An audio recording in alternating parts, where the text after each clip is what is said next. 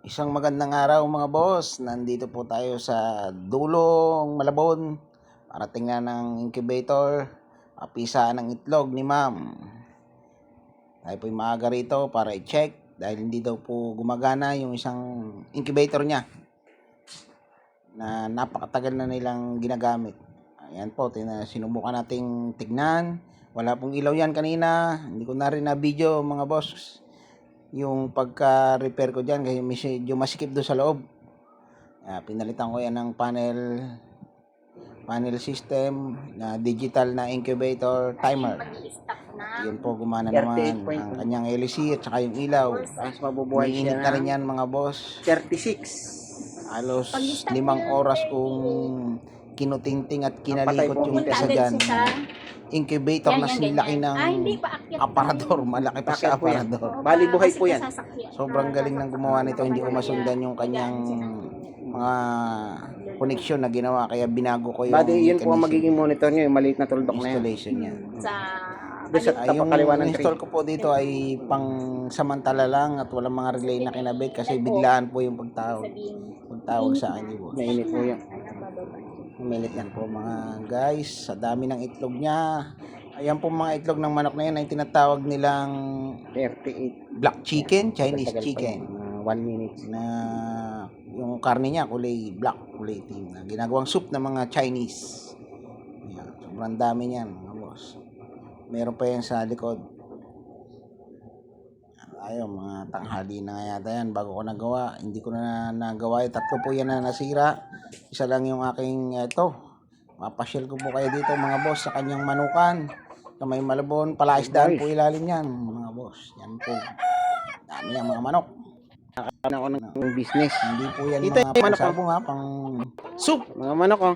Ayan, Soup chicken niya. Sila po yung nagbebenta din dyan na mga ganyang klase ng manok. Na gusto po mag-alaga nitong Chinese chicken na paborito ng mga incheck. Pero pag napadami nyo po at PM lang po. mag-uumpisa kayo ng business, Palaisdaan tayo dito. maganda po yan. Tulad niya. Yan, ang palaisdaan niya. Tilapia. Yan, mga tandang ha. Kung silipin, saglit, ang mga manok Chinese ng chicken. alaga. Wow. Yan, mga puti. Ayan o. Chinese chicken. Yan oh. Ikot tayo dyan sa may bandang dulo pa. Ayan. Tinul tayo dyan ni boss. 2 pong layer yan kada pulungan. Ang dami itlog. Ang mga itlog, halos tinatamad na silang pulutin. Sobrang dami. Ha? Ano pa sa dulo.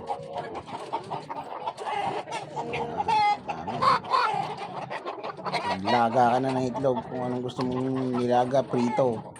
Dito lang sa manukan niya ni Ang dami. boss sa Malabon. Yung gusto pong mag-order ng ganito pong karning black chicken. Gusto niyo po PM lang mag-order po. ng maramihan na ganito klaseng manok, PM lang kay Migs Dick Dower at matutulungan po natin. PM lang po. Binibenta po yan. May karne. Medyo sabi nga po ng mga incheck, mas masarap daw ito at pampasigla sa mga nanganak na incheck. Yung mga itlog walang tigil. Kung ay nag-i-incheck-incheckan po, ay pwede rin. Ay lahing ano.